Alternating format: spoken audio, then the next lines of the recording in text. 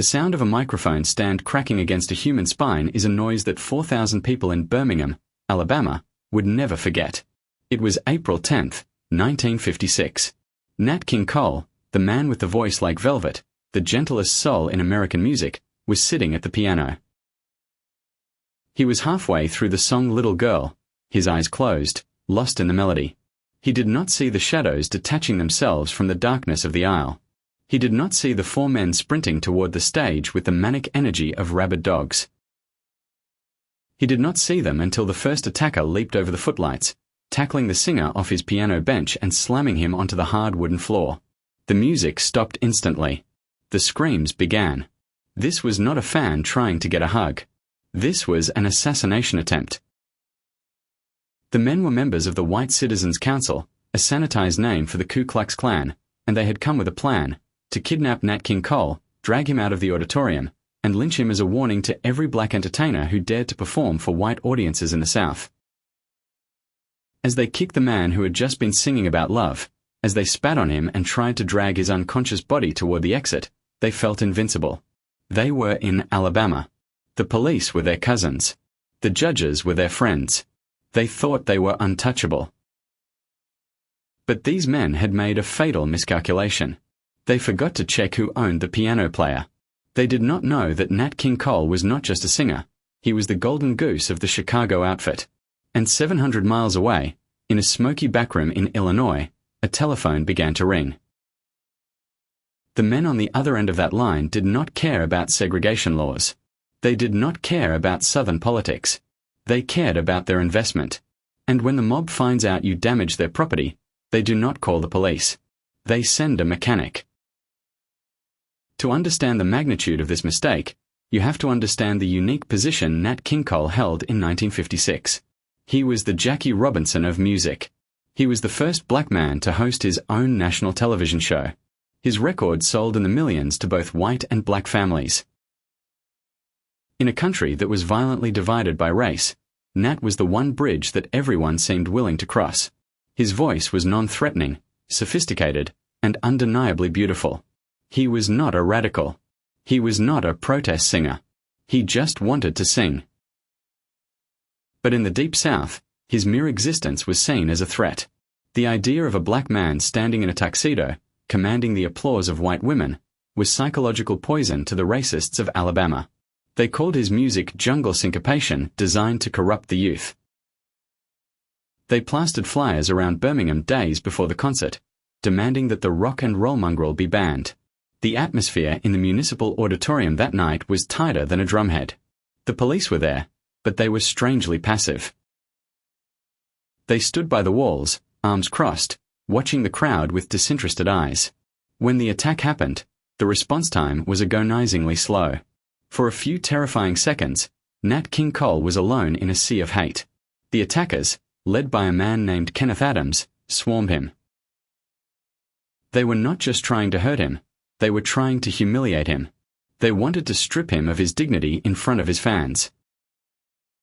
The image of the elegant singer crumpled on the floor, trying to shield his face from heavy boots, is one of the most disgusting moments in entertainment history. It evokes a primal sense of revulsion. This was a man who brought nothing but joy to the world, being treated like an animal by men who had never created a beautiful thing in their lives. When the police finally intervened, dragging the attackers off, the damage was done. Nat was bruised, his back was injured, but his spirit was shattered. He was helped up, limping, looking out at the chaotic crowd. He did not finish the show. He walked off stage, famously saying, "I just came here to entertain you." He vowed never to return to the South. The news of the attack flashed across the wire services like lightning. It was front-page news in London, Paris, and Tokyo. The world was horrified.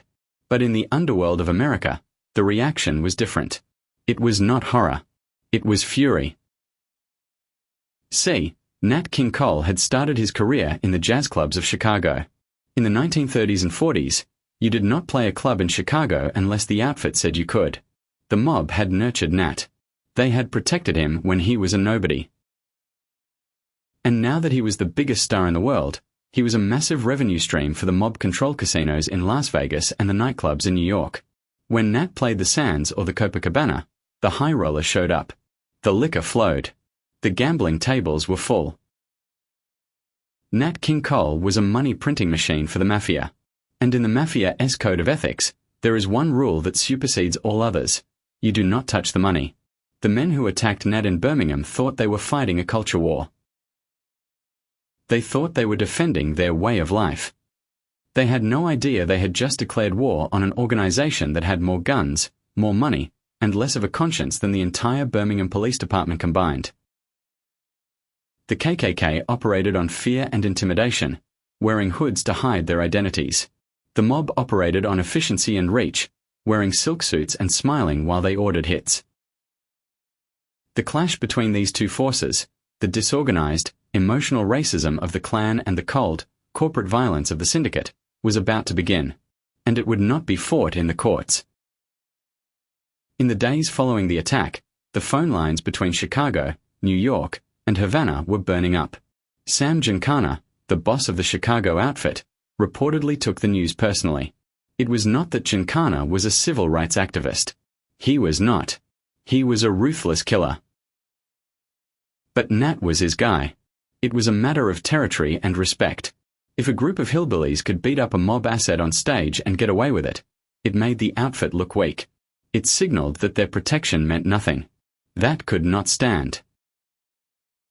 The word went out to the mob's associates in the South, the Dixie Mafia and the local corrupt officials who were on the payroll. Find out who did this. Find out where they live. And make sure they understand that Mr. Cole has friends in high places. This is where the story shifts from a tragedy to a thriller. The attackers were arrested by the local police, yes. They were charged with assault with intent to murder, but the charges were quickly downgraded to simple misdemeanors by a sympathetic judge. They paid small fines. They walked out of the courthouse grinning, thinking they were heroes. They thought they had won. They went back to their homes, back to their clavins, back to their lives, bragging about how they had taught that boy a lesson. They did not notice the strange cars parked down the street. They did not notice that the local loan sharks were suddenly calling in debts. They did not realize that their names had been added to a list that was circulating in pool halls from SD. Louis to New Orleans. The KKK in 1956 was used to being the predator. They were used to hunting people who could not fight back, poor sharecroppers, isolated families, activists with no weapons. They had never been hunted before. They had never dealt with an enemy that did not care about their ideology, an enemy that viewed them simply as a pest problem to be exterminated. The mob did not burn crosses on lawns to scare you. They just waited for you to start your car. The psychological shift for the attackers must have been terrifying. To go from being the hunters to being the prey of an organization that dissolved bodies in acid was a nightmare they were not prepared for.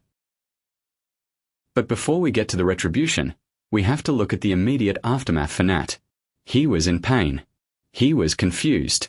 He sat in his dressing room, ice on his back, trying to understand why this had happened. He had spent his life trying to be acceptable.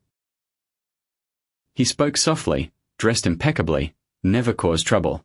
He thought that if he was just talented enough, just nice enough, the racism would fade away. The attack in Birmingham destroyed that illusion.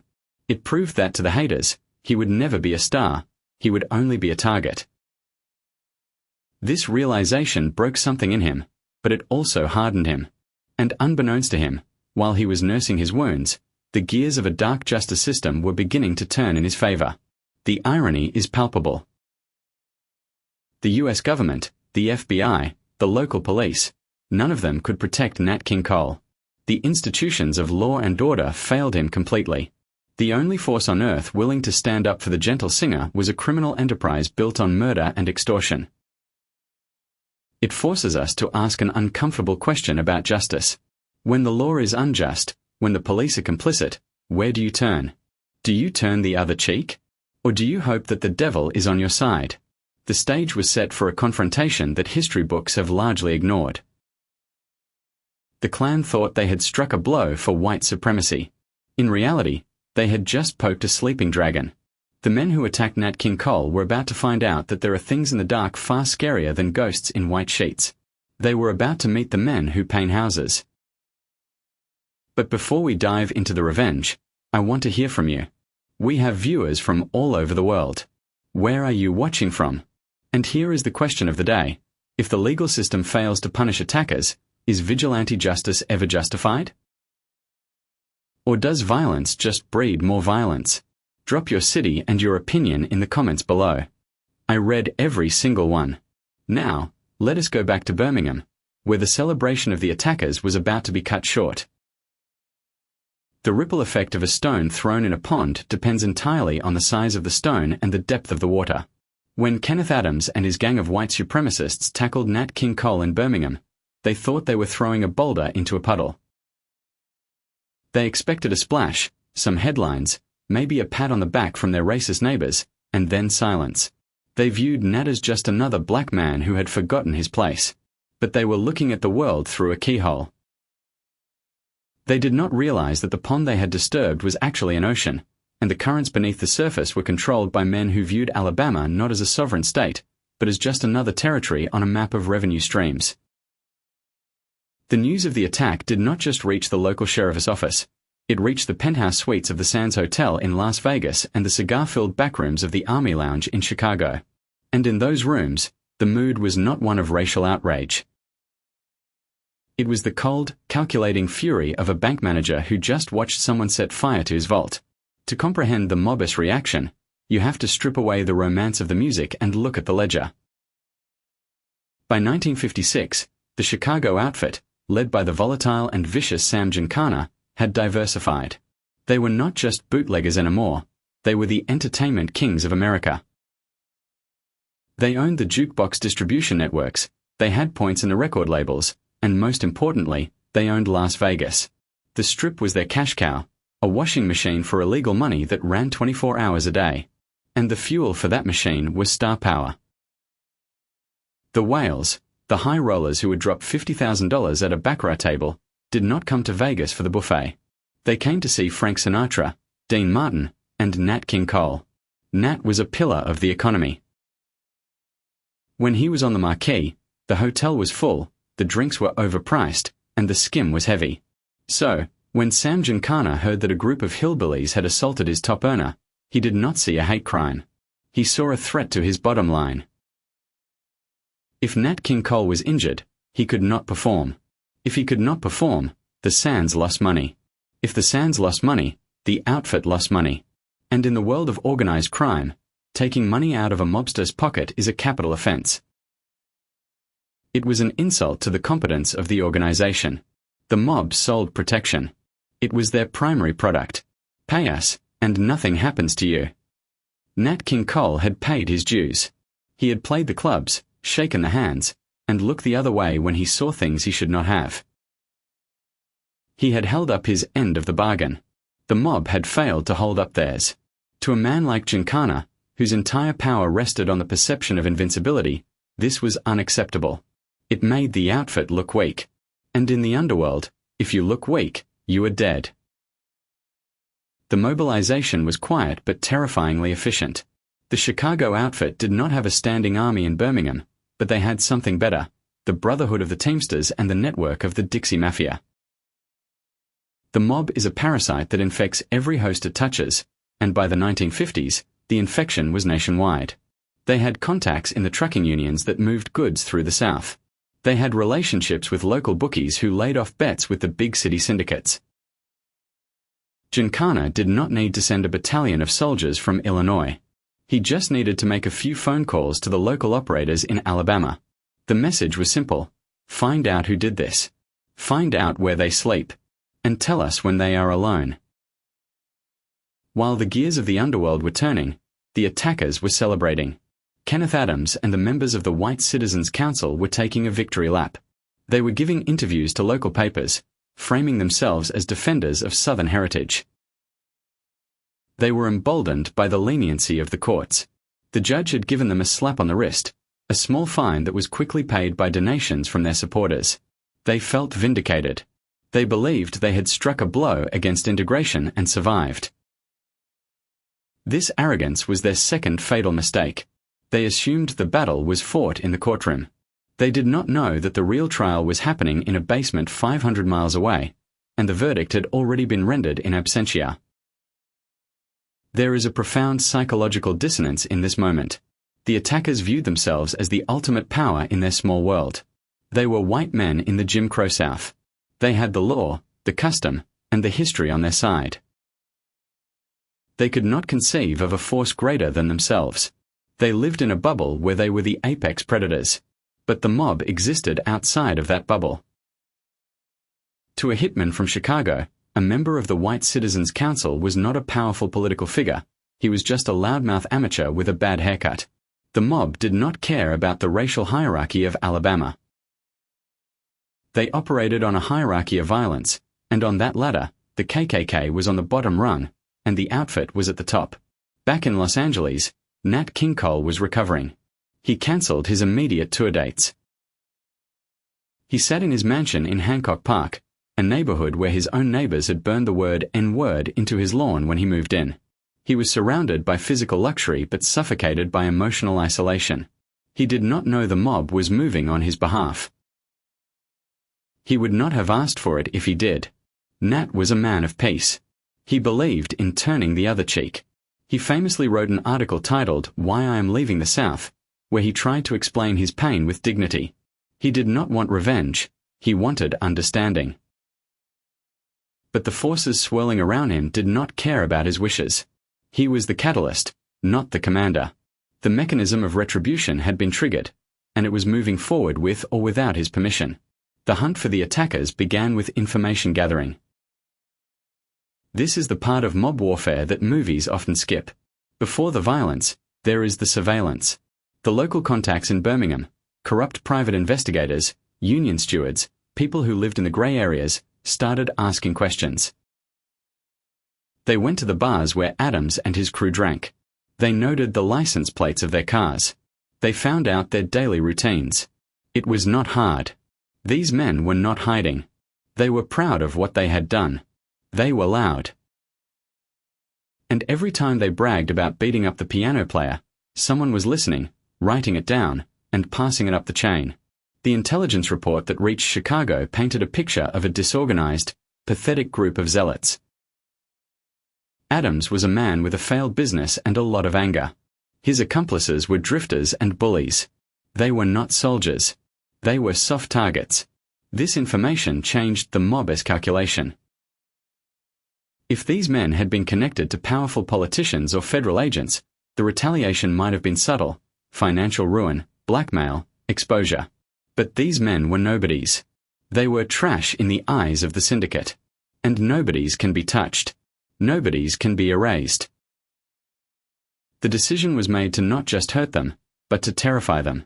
To dismantle their sense of safety so completely that they would never dare to look at a microphone stand again. But why go to such lengths? Why risk federal heat for a singer? It goes back to the concept of the brand. The mob, in its own twisted way, was a service provider. They provided order in the chaotic world of vice. If you played their clubs, you were safe. If that promise was broken, the brand suffered. Other artists might get scared. Frank Sinatra might refuse to go to Vegas if he thought security was lax. The attack on Nat King Cole was a PR nightmare for the mob's entertainment division. They needed to make an example. They needed to send a message to every two-bit racist in America. You can burn crosses on lawns, you can march in the streets, but you do not touch the talent. As the weeks passed, the attackers began to notice subtle changes in their environment. It started with the silence. The congratulatory phone calls stopped. The donations dried up. Then came the unease. A car parked across the street from Adam's house for 3 hours, then drove away. A phone ringing in the middle of the night with no one on the other end.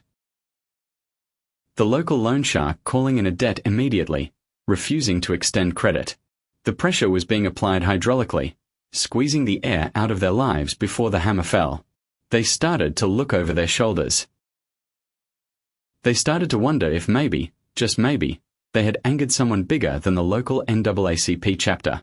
The tension in Birmingham was palpable. The white establishment wanted the whole thing to go away. The bad publicity was hurting business. But the mob does not let things go away. They let them fester.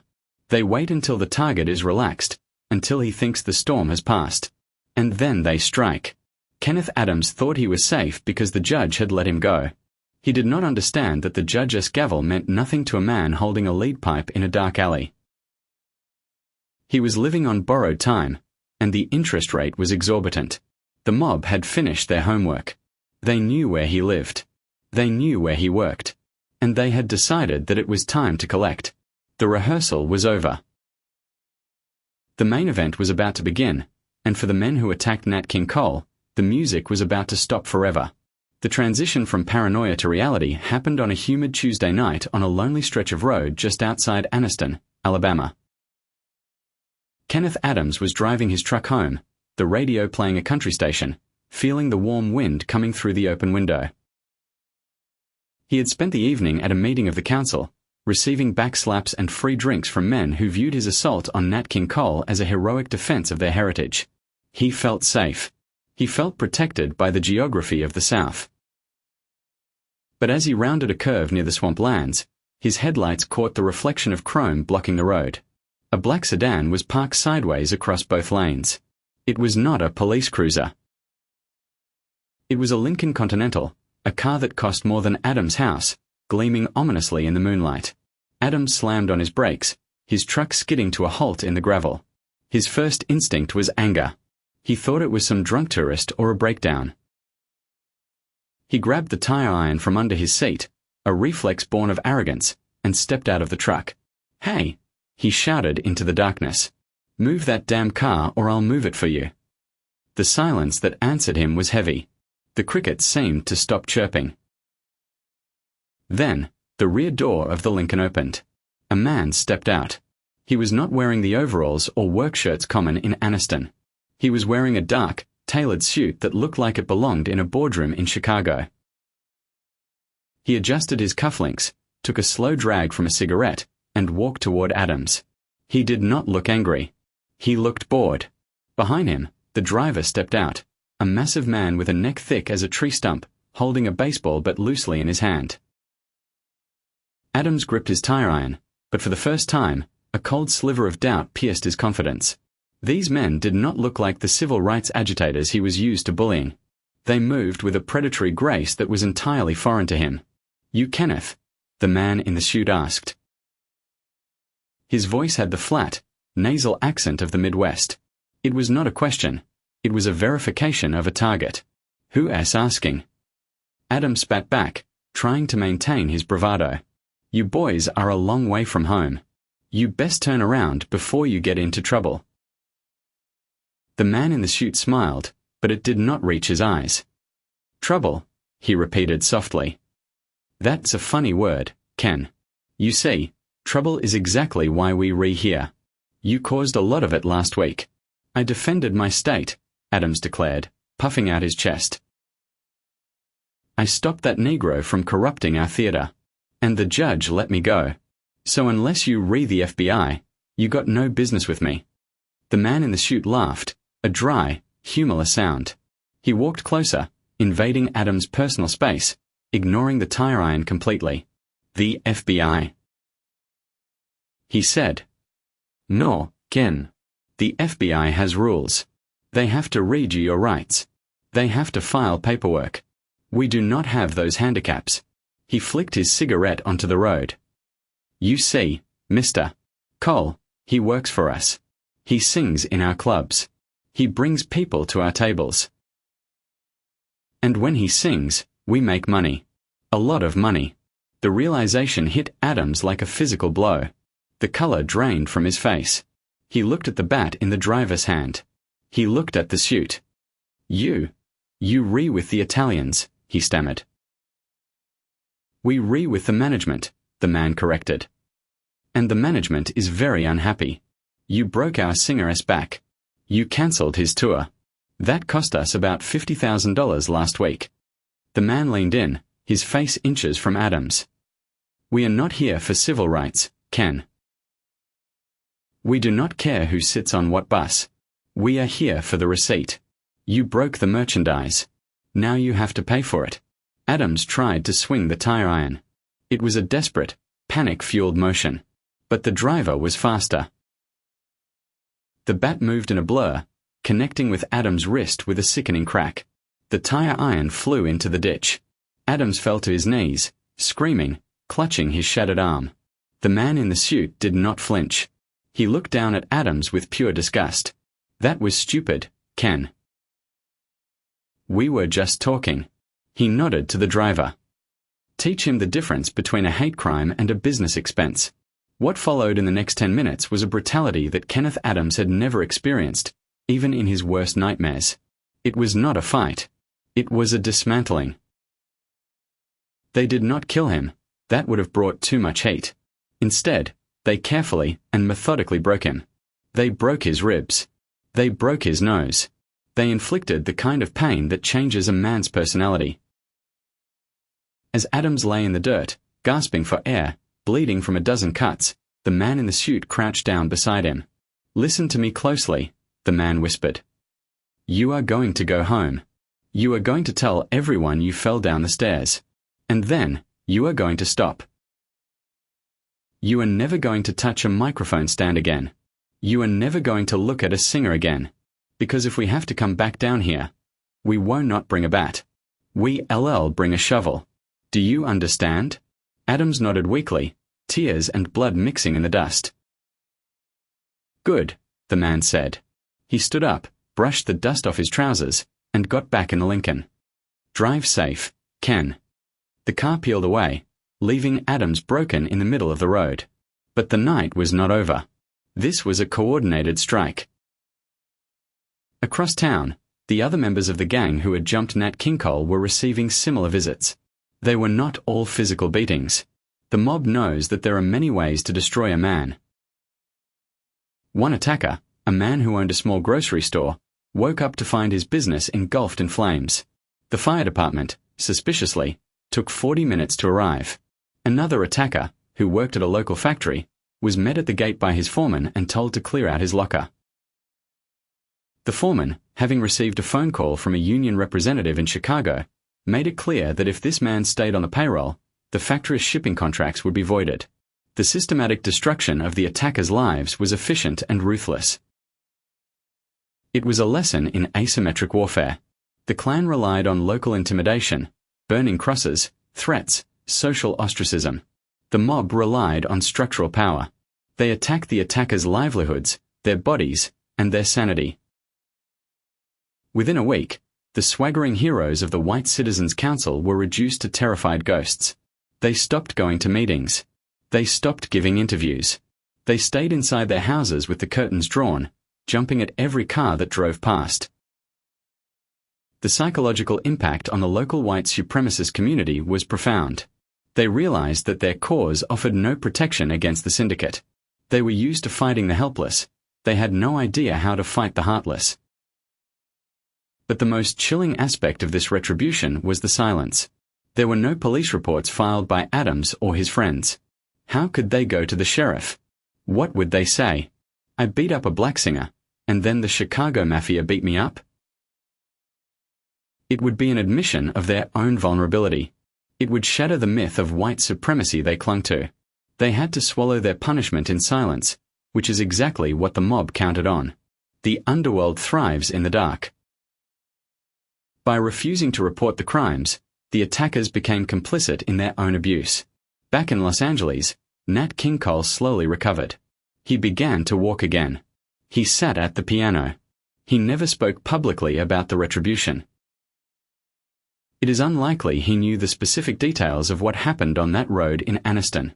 He was a man of grace, focusing on his music, trying to heal the spiritual wound of the attack. But somewhere in the back of his mind, he must have known. He must have known that the silence from Birmingham meant that the debt had been settled. The checks from the Sands Hotel continued to arrive. The bookings continued. The machine kept turning. Nat went back to work, but he never played the South again. He drew a line on the map, a line drawn in blood, and refused to cross it. The incident in Birmingham became a ghost story in the criminal underworld. It served as a stark warning to anyone who thought their political ideology gave them a pass to interfere with business. The mob had proven that they were the ultimate arbiters of justice in their own twisted kingdom. They had defended a black man in 1956 Alabama, not because it was right, but because he was theirs. It stripped away the pretense of racial politics and revealed the raw skeleton of capitalism underneath. The KKK hated Nat because he was black. The mob loved him because he was green. And in America, green always beats white. However, this protection came with a heavy price for Nat. He was now more indebted to the outfit than ever. He had seen what they could do for him, which implied what they could do to him. The golden handcuffs were tighter. He was the favored son, the protected asset, but he was still property. As the 1950s bled into the 60s, and the civil rights movement gained momentum, Nat would find himself walking a lonely path, too black for the white racists, too white for the black radicals, and owned by the men in the shadows. He was a king without a kingdom, singing beautiful songs in a cage made of gold and violence. The retribution was over, but the reckoning was just beginning. The bruises on Nat King Cole's back healed within a few months, but the debt he owed to the Chicago outfit would last for the rest of his life. After the retribution in Birmingham, the dynamic between the singer and the syndicate shifted. It was no longer a loose association, it was a marriage of necessity. Nat returned to the stage, his smile as warm as ever, his voice just as smooth, but those closest to him noticed a change. The joy was professional, not personal.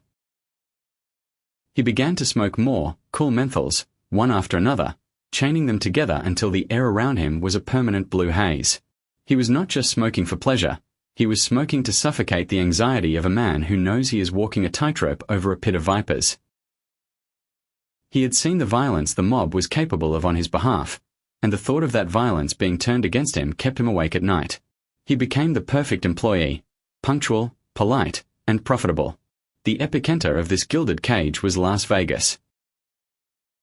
By the late 1950s, the desert city was the beating heart of the mobus empire, and Nat King Cole was one of its primary arteries. He performed at the Sands, a hotel controlled by the outfit. The irony of his existence there was Shakespearean in its cruelty. On the marquee outside, his name was written in letters 10 feet tall, bigger than the name of the hotel itself. Inside the showroom, he commanded a salary of $25,000 a week, a fortune in those days. The high rollers, men with names like Momo and the Ant, sat in the front row, clapping their hands, weeping at his ballads, and throwing chips onto the stage. To them, he was royalty. But the moment the curtain fell, the reality of the mob-s ownership set in. Nat was the star of the show, yet he was not allowed to stay in the hotel.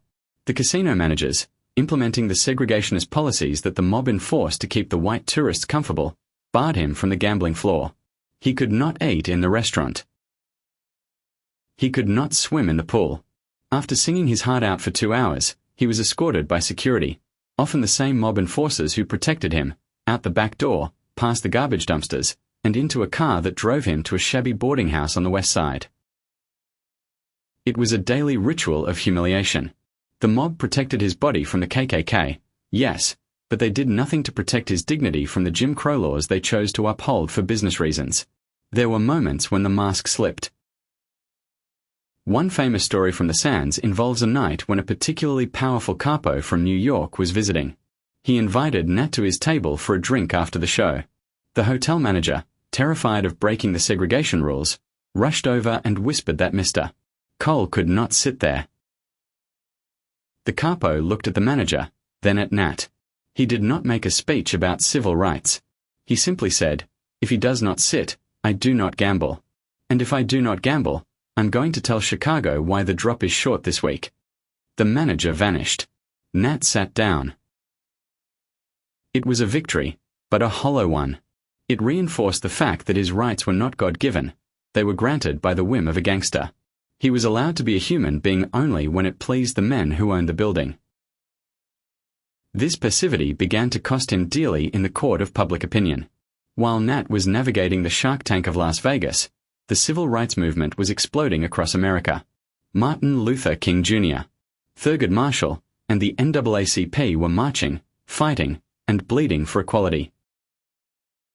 They looked at Nat King Cole, the most visible black man in America, and they saw silence. They did not see the mob enforcers in the wings. They did not know about the phone calls from Chicago. They just saw a rich singer playing for segregated white audiences and refusing to rock the boat. The criticism was harsh. The black press labeled him an Uncle Tom. They called him a sellout.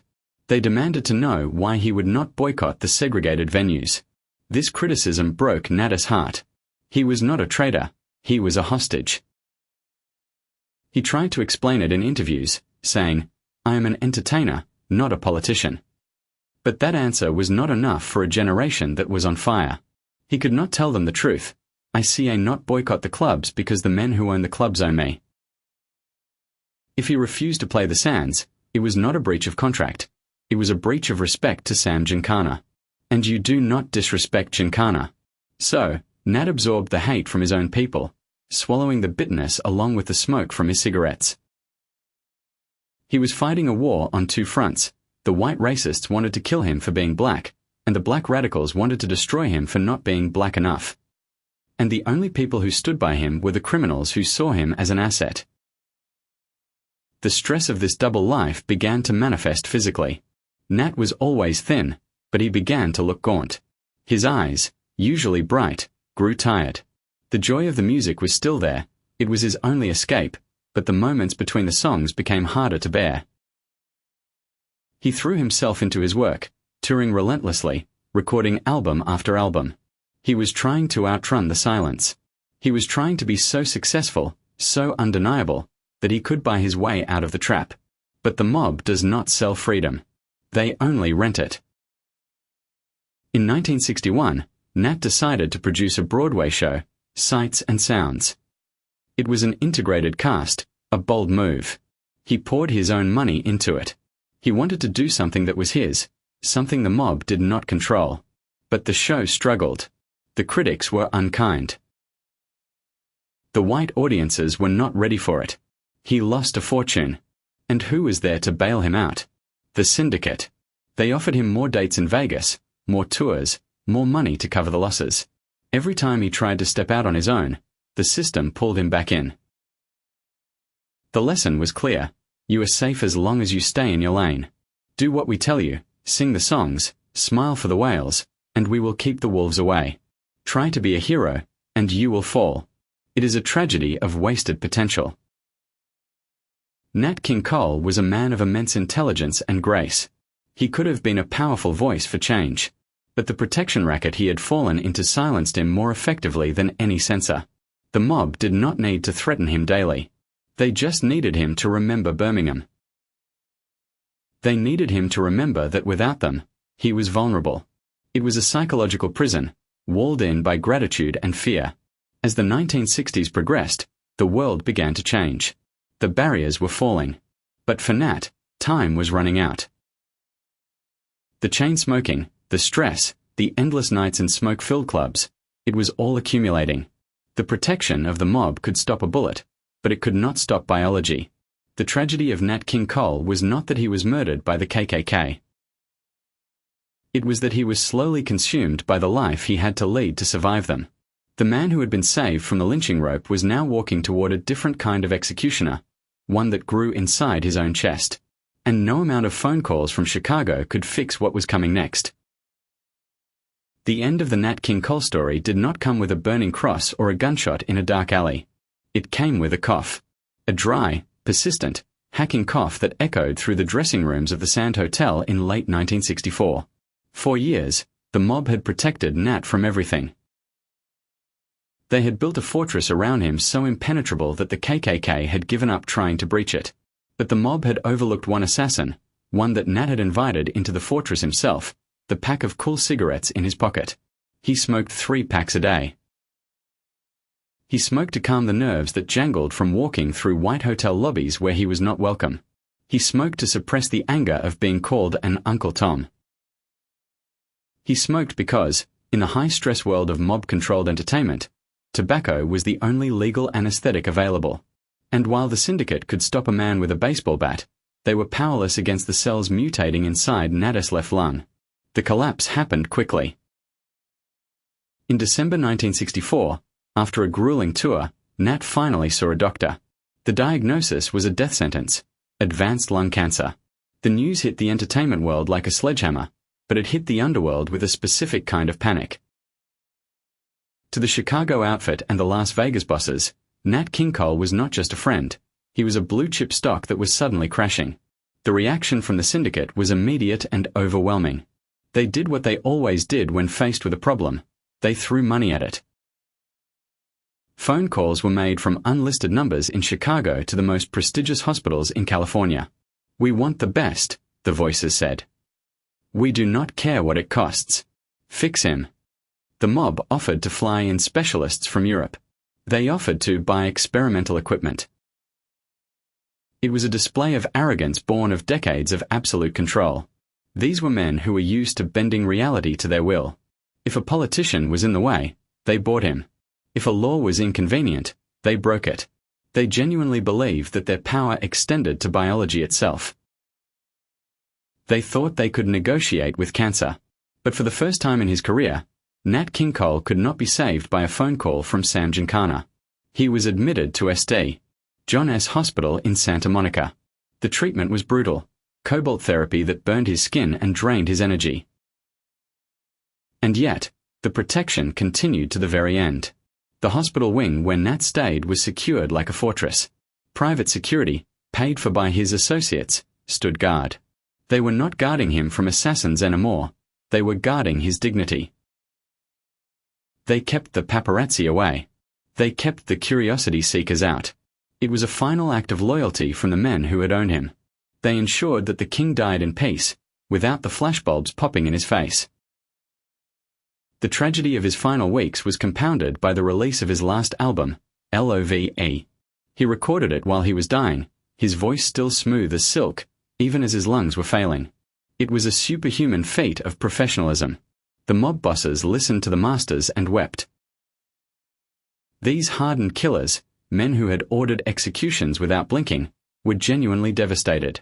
Frank Sinatra, the mob's liaison to Hollywood and Nat's closest friend in that world, was inconsolable.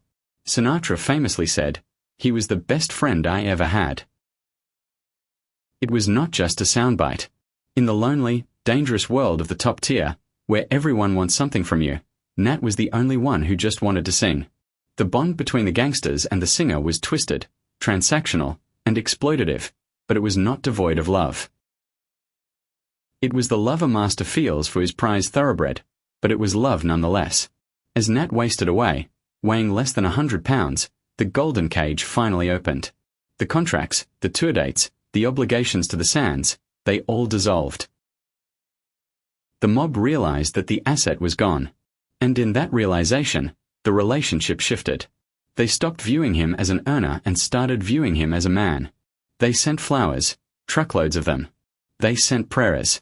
But they could not send a cure. There is a profound irony in how Nat King Cole died. He had survived the racial violence of the Deep South. He had survived the Shark Tank of the music industry. He had navigated the most dangerous criminal organization in American history without getting a scratch. He was the survivor.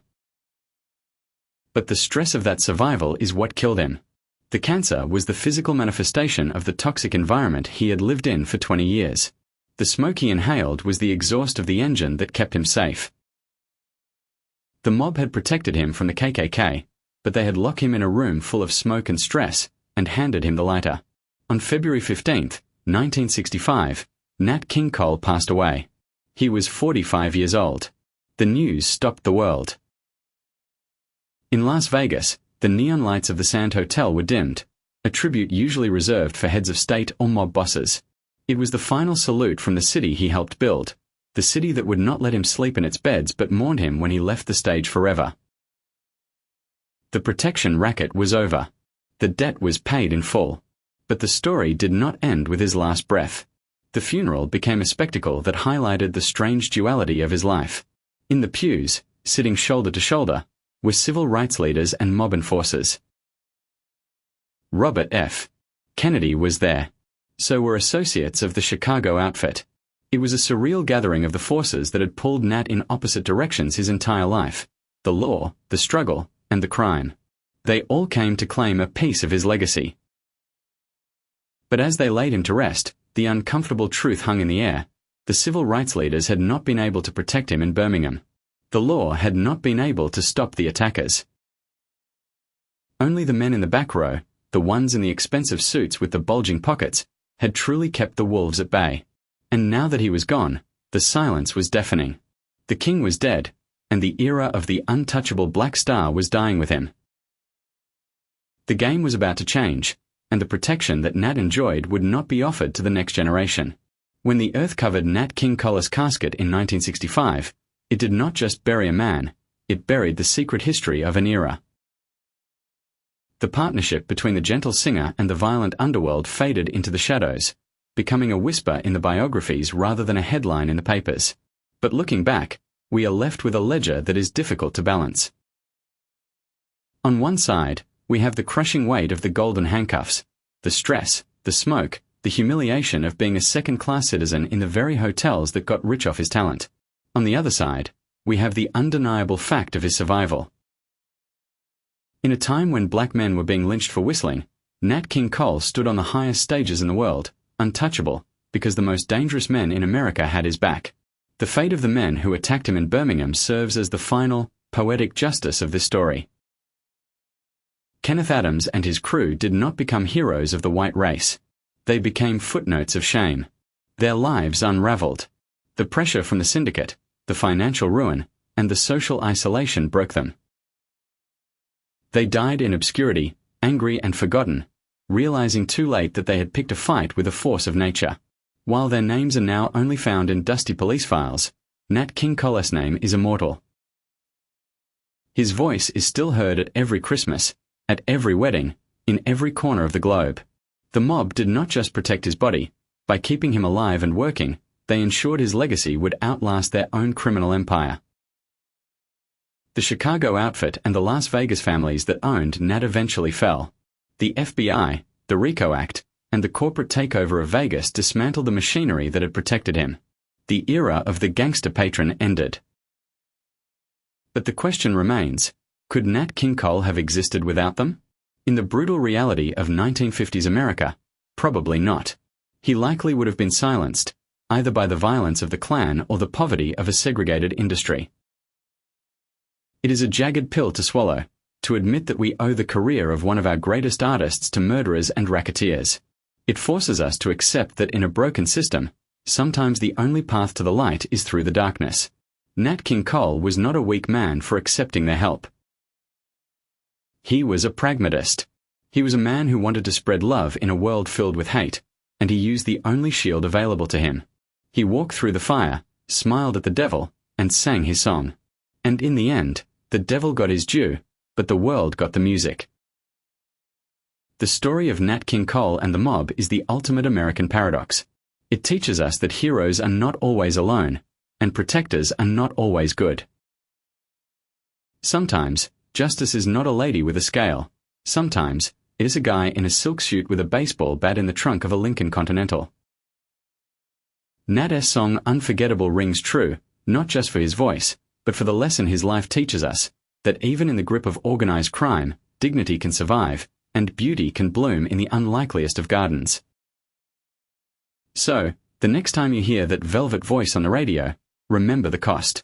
Remember the Birmingham stage, the Anniston Road, and the smoke-filled rooms where his life was traded like currency. Remember that he sang for us while standing in the crosshairs, protected by monsters so that he could sound like an angel. The end. If this story opened your eyes to the hidden history of music and the mob, make sure to smash that subscribe button. We are digging up the files that history tried to burn. I want to know your verdict in the comments. Do you think Nat King Cole made the right choice by accepting the mob as protection? Or should he have stood alone? Let me know your thoughts below. Like this video if you want more stories about the untouchable legends of the past. See you in the next one.